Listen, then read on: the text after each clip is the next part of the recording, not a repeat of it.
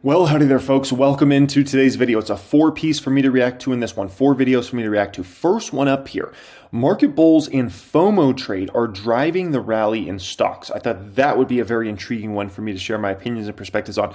Then we're going to react to this one. Greg Branch, who honestly, he's been pretty bearish for quite some time.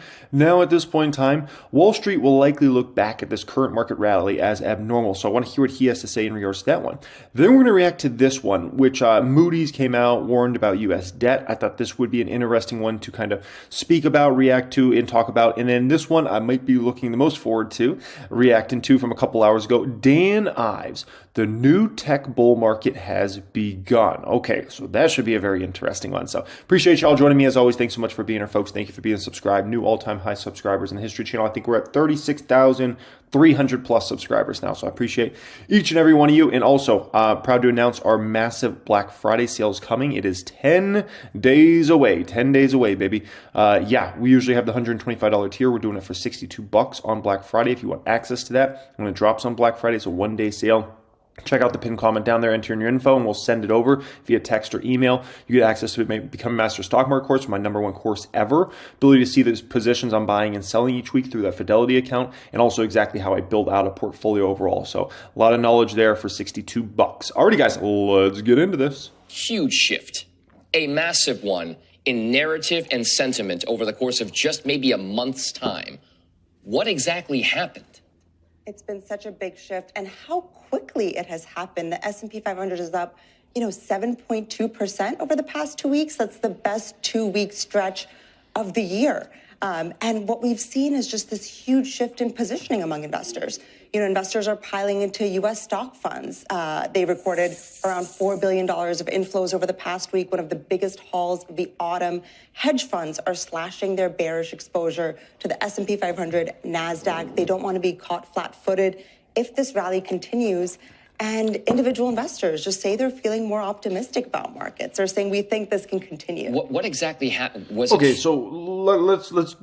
let's talk about reality. Okay, let's talk about reality for a moment. Okay, because we can talk about the market went up 7% in this amount of time, whatever, blah blah blah. Okay, let's talk about reality. The reality is the S&P 500 is significantly lower today than it was 2 years ago. 2 years ago.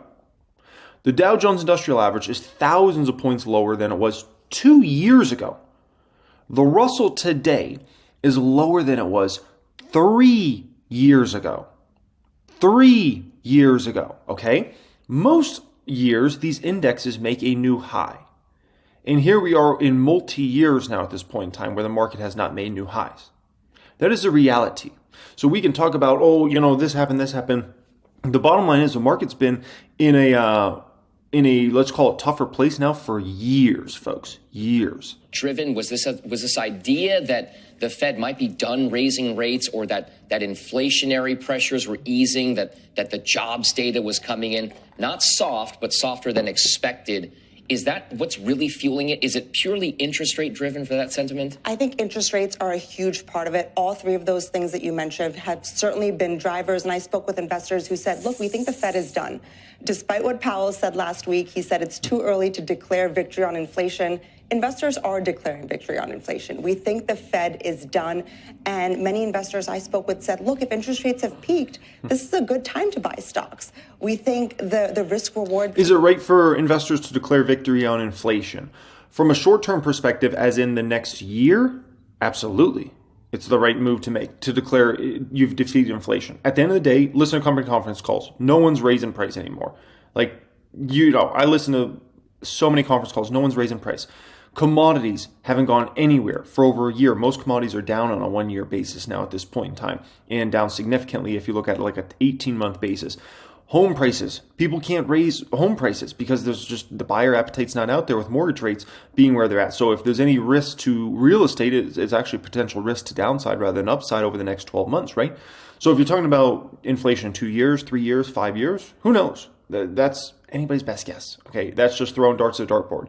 But in terms of the next 6 to 12 months, we're looking very freaking good on inflation because all the main drivers of inflation we don't have. Transportation of goods around, whether it be on the trucking side, whether it be shipping side, very low, extraordinarily low versus 12 months ago and 24 months ago. So that's just the truth and the reality of what's going on out there. Stocks and bonds is more attractive now that it looks like the Fed is likely done raising interest rates. Investors also got a bit of good news from the Treasury, where that auction, they issued less debt than anticipated. And that really marked a turning point in this rally where we saw investors hang on to that. And now they're betting that that momentum can continue through the rest of the year. The quarterly refunding announcement was one of those big catalysts, right? Huge. We didn't think that we were going to need as many coupon securities down the line, longer term debt and everything else.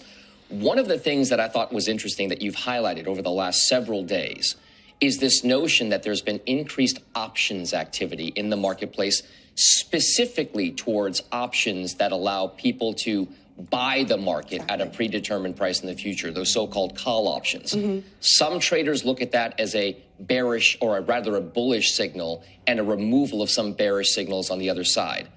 What exactly are you reading into this surge that we've seen in options trading tilted toward those positive type options? That's such a good point. It certainly is a sign that people are becoming more optimistic. You know, I spoke with one investor who said, look, I've been so cautious for most of this year. Wait a flippin' flapjacking moment. What are they talking about? Did they not see where the put to call ratio was just, what was that, a week ago? Maybe a couple weeks ago? The put to call ratio went insanely high. I have it here. Okay, let me pull up put to call ratio for you guys. Okay, here it is, PCE. All right, so pull up a put to call ratio. Look at this. What are they talking about? Anytime put to call ratio gets above 1, you're at like basically really high territory, because usually there should be a lot, the stock market usually goes up. You should always have a lot more people buying call options versus put options. If you ever go over 1, that means people are buying more put options, and call options are a very freakish scenario to play out, okay? Right here, October 3rd, so a little over a month ago, we got all the way up to 1.3. That's ridiculously high, okay? If we look right here, November 2nd, today's, what is today? November 13th. November 2nd, we are at 1.149 put to call ratio, okay? Some of these numbers are pretty dang substantially high, okay? So I just don't know, where some of this data comes from, because I just look at the reality, I look at the facts, and the facts say put to call ratio has actually been pretty darn high over the past month to month and a half. I thought there was a recession coming. He was looking at some of the momentum in markets recently and said, look, I don't want to be left behind if this rally continues. So, I have some of these short positions. I'm going to buy some of those call options. That's just a hedge. That's just a hedge. And, hedging can be a smart, intelligent thing to do, especially if you have a bigger portfolio overall and you know what you're doing in the market, right? You have way too much downside exposure. You got to buy some calls on the other side. You have way too much, let's call it exposure to the long side. Sometimes you got to buy some downside protection, some hedges, right? That's certainly something I do, and I have for 2024. I have some hedges on in the market. So just in case the market tanks in 2024, those hedges will print me money. That I can participate in any rally that might come in the next few weeks. So it certainly is a sign that people are trying to ride the momentum higher in the market. Now, there is momentum. There's no doubt about it right now. We've seen it over the last couple of weeks. Moody's came out with some negative commentary in the last few days. Now, they didn't outright downgrade the U.S. debt, but they did put it on a negative watch type scenario where they're saying, hey, maybe things could get worse. We could downgrade in the future. Does that derail the momentum? It's interesting. I was looking at treasuries before we started talking, and it doesn't seem like there's a huge move in yields this morning. We're hovering around 4.6%. It's kind of where we ended Friday. Of course, as you know, the bond market is the number one thing to watch right now. Heading into this week, we have CPI tomorrow. We have PPI on Wednesday. We have retail sales. I think that's going to continue to be a source of anxiety for investors, is what are bond yields doing? I think that's the first thing people look at these days as to what is the direction. So let's be quite clear. Wall Street will use upgrades and downgrades of U.S. debt and these sorts of things. And what did Moody say? As reasons to sell stocks if they need a reason to sell stocks, okay? But let's be quite clear. What is Wall Street looking to do right now in the market? Where does Wall Street actually want the stock market to go for the next 30 to 45 days? I hope everybody knows the answer to this. Wall Street wants the market to go higher over the next 30 to 45 days. Now, just because Wall Street wants that, okay, this AI on Loom is getting crazy. Now they're throwing in like thumbs, like, wow, okay. Wall Street needs this market higher. I shouldn't say wants it. Wall Street needs this market higher over the next 30 to 45 trading days. By the way, what do we have? 30-something trading days left in this entire year, right? A lot of these fund managers have significantly underperformed the market. So what have a lot of them done? She talked about earlier, 7% move in the S&P 500 in a short amount of time, right? That's Wall Street money piling in, hoping for a Santa Claus rally. So hopefully they can play a little catch up here at the end of the year and maybe catch up to the indexes, right? And so Wall Street doesn't really want to look for anything that's going to potentially send the market lower right now. So if Moody's comes out and downgrades U.S. debt, if Wall Street wanted that as a reason to have stocks go down, they would use that as a reason. Right now, they don't want it. So they don't care. Moody's could triple downgrade the U.S. debt, and Wall Street wouldn't care right now. They're like, where do we need this market higher? Just okay. So it's just important to understand the short-term dynamics of where Wall Street wants the market to go versus kind of what's going on out there. Okay. Next one up here. Wall Street will likely look back at this current rally as abnormal, says Greg Branch. Let's hear what he has to say. Where a lot of folks didn't see the market rally over the last 2 or 3 weeks coming, are there still legs in what has been historically a seasonably strong time for the U.S. equity markets? Right. Good morning, Dom. Acknowledging the seasonality, I do think we'll look back and see these few weeks as an anomaly and not characteristic of the quarter. I think that we have a few issues that, quite frankly, the Fed and others are trying to address and bring to our attention. And so most notably, what you have is a Fed out aggressively trying to counter a narrative that seems to be engendered by investors themselves. And most characteristically, this is of the expectation of rate cuts. And so you've had Bostic, Kashkari, you've had Jerome Powell himself, and others come out and say, and I think Neil Kashkari said it most explicitly when he said, quote unquote, any expectation for near-term rate cuts is not grounded in reality. And so we have a narrative that we've been discussing on our shows and amongst ourselves that is totally opposite and the counterintuitive to what the Fed has been trying to say. And I think that that is displaying not only on the market levels, but in terms of our basic building blocks, our basic conclusions, displaying a irrational exuberance. So my word of the day, Dom, is over exuberant. We will look back on these 2 weeks and see irrational exuberance, and I think we'll typify it that way. But also, when we look at the discussions we're having and the debates we're having, I think those too are marked by irrational exuberance, taking the place of what we would hope would be context and would be consideration. And so look at the jobs number and how we respond. Okay, I got to say something here. Okay, I got to say something. And that something is, it gives me a lot of comfort. And I love that so many folks have stayed bearish for the past 12 months. Obviously, the market, pretty much the market, all the tech stocks, for the most part, bottomed, let's call it around October, November of last year, right? So over a year ago now at this point in time. And it gives me some comfort to see so many people still bearish on the market, right? Even after a year of really bullish activity. Now, you haven't really seen that bullish activity really flow through into the small caps or into the dividend stocks. Those ones have still had a really tough year, but you've obviously seen a lot of the most important stocks in the stock market have had a tremendous year this year, right? The Apples and the Microsofts and the Metas and the Googles and Amazons. I mean, look at those on a 1 year, pull up a 1 year chart for any of those stocks. NVIDIA, AMD, my gosh, it's been boom times, right? And so I love that there's still so many these Wall Streeters going to CNBC or Bloomberg or other places and are still very bearish, right? And are still kind of preaching against the market and not wanting to join in on the rally. Because, if you feel like everybody is bullish, sometimes it's not a very good place to be if you feel like everybody's bullish. Because then you're thinking, okay, when's the tide going to turn bearish here, right? And everybody starts jumping off the board of this ship. That's what it starts to feel like. If everybody you see go on CNBC and Bloomberg and all these places are all bullish, it's usually not a very comforting feeling, or at least myself as a long in the market. That would be almost a time period I'd say, I got to maybe look to the other side. Like, what's the risk out there? What could go wrong in this market? So I love these Greg Branch type people that are still negative on the market overall. To it. Yes, 150,000 or 180 if you want to adjust for the strikes is less than August 229 or September, which was higher. But you know what it's less than, Dom? It's less than July's 157, and it's less than June's 105,000.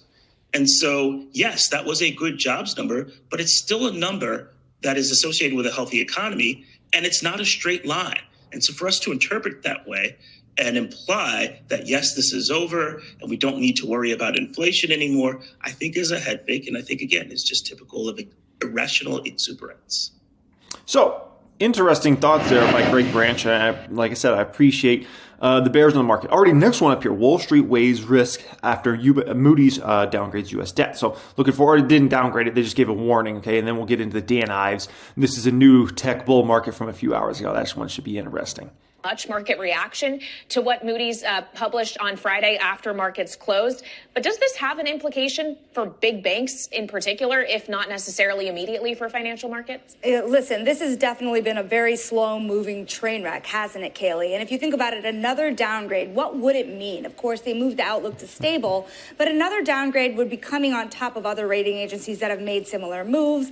And it's underpinned by a risk here of just the larger U.S. fiscal situation, which you guys have been talking about. So what does it mean for banks and asset managers? First of all, the initial reaction on Friday was movement in the futures market. A lot of asset managers really buy or short treasuries through the futures market because of the margin required. And remember, the volatility of the asset class would mean that there is more margin required to be posted for the futures contracts in particular. And then in the context of the basis trade, where you have a lot of asset managers who are buying the spot and shorting the futures and looking to really profit off the difference as they converge and lever that trade up yet again. She's like, Lord help me. How do I explain this? Oh my gosh.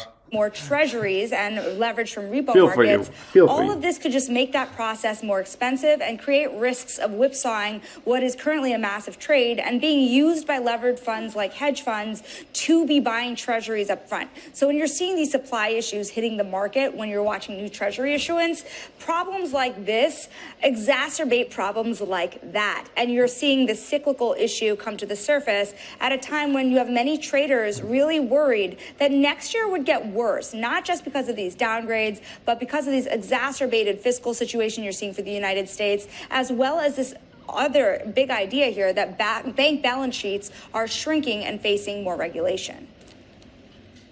I mean, what you're talking about, Shonali, it's specifically hitting the U.S. Treasury market. When you look at the reaction of other asset classes, I mean, equities apparently didn't get the memo that something could be. Yeah, I mean, let's look at the market here today, because this is really intriguing, right? Because you usually see, the market down big on something like this if they really want to push it down. So look at this. Is this not crazy? The Nasdaq's, I mean, who knows? Maybe the Nasdaq goes green today. The Nasdaq's down 0.1%. 0.1%. S&P 500's green right now. The Russell 2000 is actually slightly green, and the Dow Jones Industrial Average is up 66 points right now, right? So once again, that just goes to show you, if Wall Street wants to use these as reasons to send market lower, it will use it. If they, they need the market higher, they're not going to use it as that excuse. What are the wider ripple effects that could come as a result of this? Now you have to think about it. It's no difference than a lot of times when you see a stock get downgraded or upgraded, right? Sometimes you'll see a downgrade come and the stock doesn't move down. And you're like, what? Why? It just got downgraded. And then other times you'll see your stock get downgraded, moves down 5, 10, 15%. Do they need the stock down, or do they not need the stock down, right? Things here. We're talking about margin being required to be held against the treasury trades in particular. The idea that not only is it going to get expensive because of future regulation potentially coming down the pipe, but also this idea that if you're in a country and you're an issuer in a country, you cannot be rated more highly than the country itself. The one worry that there is underpinning the markets here, besides the treasury market, is to what degree this will start to impact other borrowers, from investment grade to even riskier borrowers, at a time, Danny, where we're seeing more fallen angels. We're seeing more companies fall into junk territory, and more companies also facing bankruptcy at the dire end of the spectrum. And so we've seen a wave of issuance kind of front run a lot of economic data into the last couple of weeks. But when you see problems like this compounding, you have to wonder if it will really stop the party on Wall Street and make issuance much more difficult at a time where refinancing is already coming at much, much higher rates.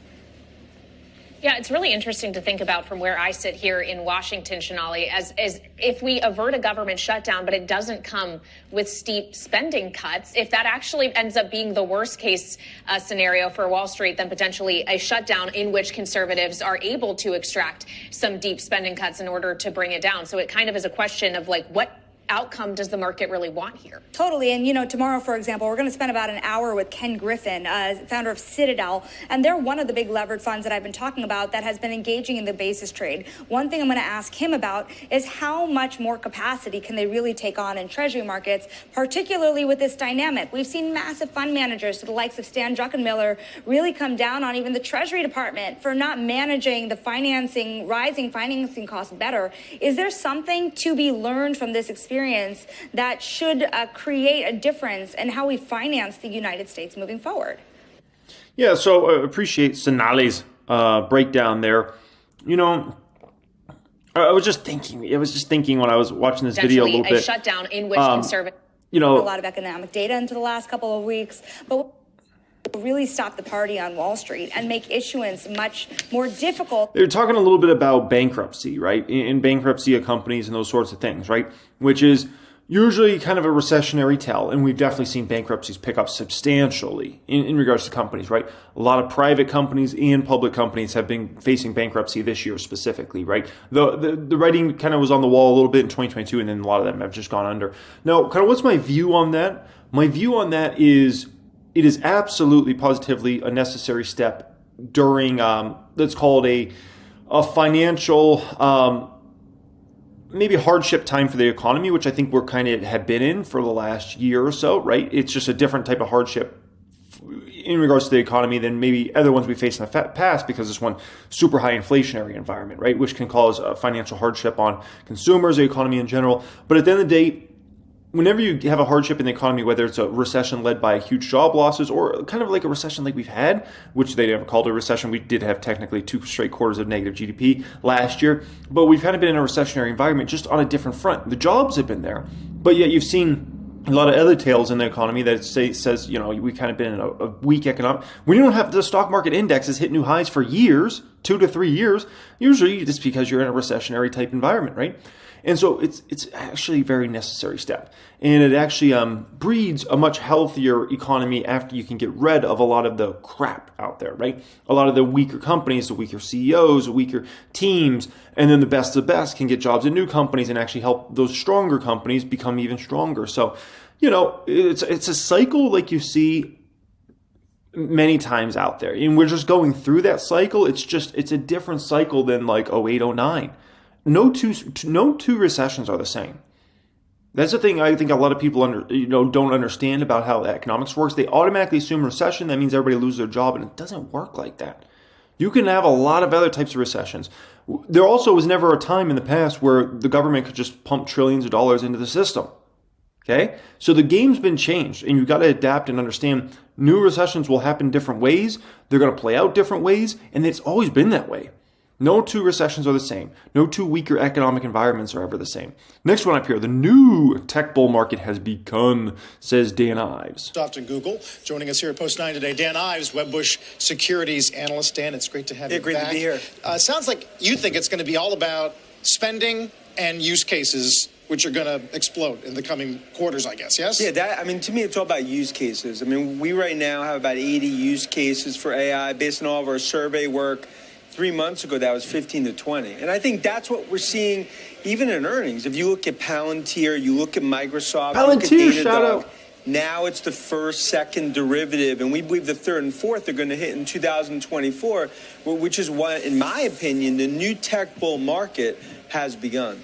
Is that going to begin to manifest itself and ignite in some of the AWS reInvent events? By the way, what's my feeling on the new tech bull market has begun?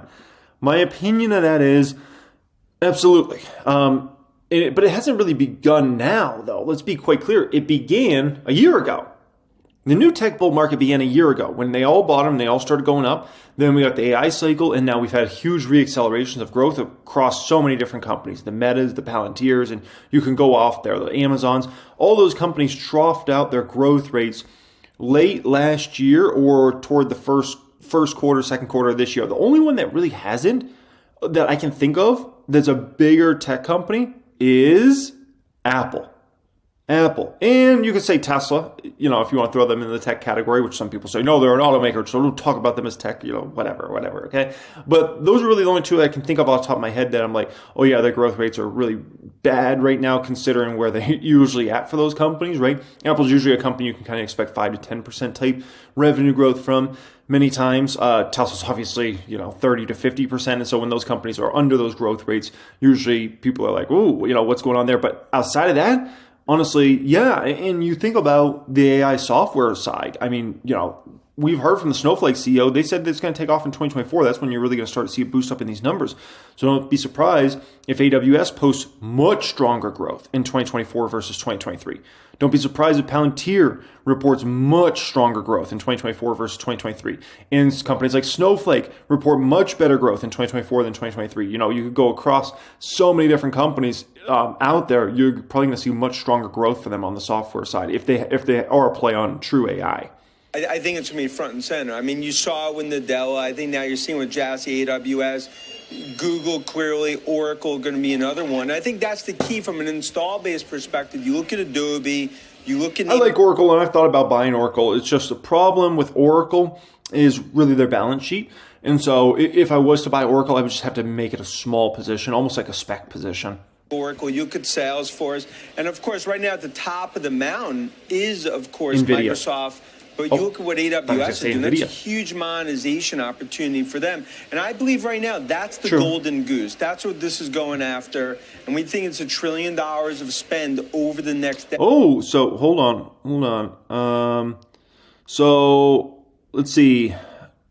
Wedbush Securities makes a market in the securities of Apple, Amazon, Alphabet, MongoDB, Meta, Microsoft, Palantir, and Zscaler. What this is going after, and we think it's $1 trillion of spend over the next decade. It's going to hit the shores of tech. Enterprise tech only or consumer tech too? Well, I think enterprise is 8 to 10x the opportunity right now of consumer tech. Yes. Now, when you look at consumer tech, I think that ultimately is the latter part where we're going to really see the Googles, the Metas, the other from a consumer advertising perspective. But Sarah, right now, the use cases that we're seeing explode is an enterprise. What are you seeing that others... Yes, 100%. And when it comes to the consumer side, they're not really going to see it or necessarily pay for it, right?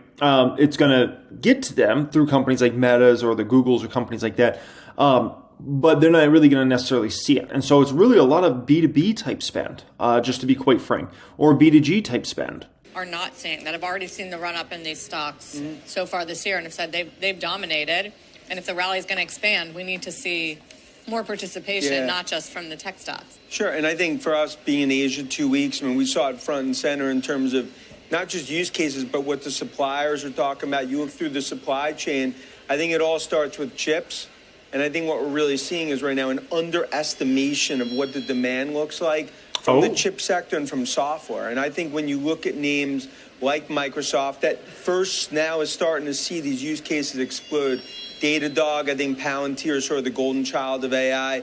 That is how it's all going to form. And in terms of, to Sarah's point, the next wave is going to be broader tech in terms of small, mid-cap. And I think right now, a lot of bears, they're coming out of hibernation mode.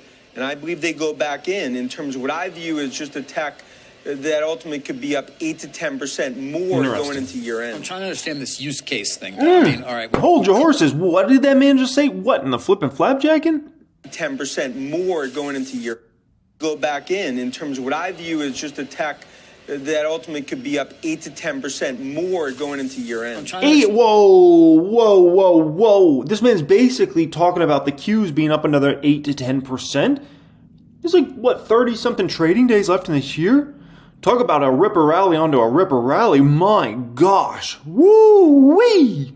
Use case thing, though. I mean, all right, we co-pilots out there. We cannot get a sense for that. And then there's this idea that there are going to be a lot of other tools shared by the big players for smaller enterprises. But what are you talking about? Are you saying use cases from a lot of companies for their customers, or are you talking about Microsoft providing all sorts of stuff into the enterprise? Yeah, it's use case. I think nail on the head. It's use cases for that companies we're talking across verticals, from life sciences, pharmaceutical, financials, government, where they're now seeing the use cases, clear ROI.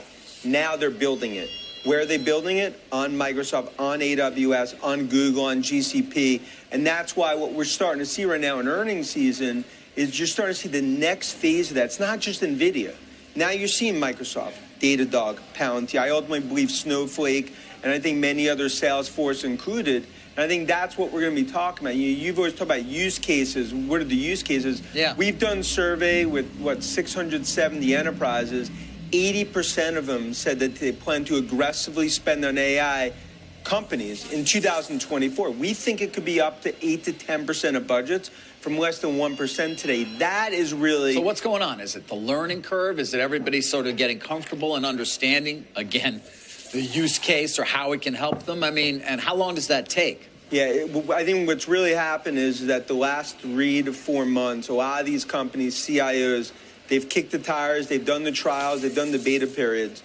Now they look at it and be like, it's clear ROI. If I spend $1-2 million, I could get that back in the course of 2-3 months. So I think the ROI is there. It's board driven. And now it's not just hype. You're actually starting to see the use cases explode. And that's why it all starts with NVIDIA, then it goes to Microsoft and all the hyperscale players. And that's why, to me, it's not just to call it 5-7 players. I think as we look out, you're going to have 15, 20, 25 players across software and chips participating. Wow, interesting. Okay. Yeah, I'm definitely bullish on a lot of these tech companies over the coming years, but I will say I'm not as bullish as Dan Ives over the next, let's call it one and a half months left in the trading year. I mean, my gosh, 8 to 10%. What a move, folks. Alrighty, I hope you enjoyed today's video. I appreciate everybody joining me as always. New all-time high subscribers in the history channel. I appreciate each and every one of you. If you want access to my Black Friday sale, that is coming. For that Patreon tier, $62. You get access to my $997 Become Master Stock Market course, as well as the moves I'm making in the market, exactly how I diversify that Fidelity account in the Patreon squad. Then check out the pinned comment down there. And once that deal is live on Black Friday, we'll send it over to you. It's a one-day sale, and that's how you get access to it. So much love and have a great day.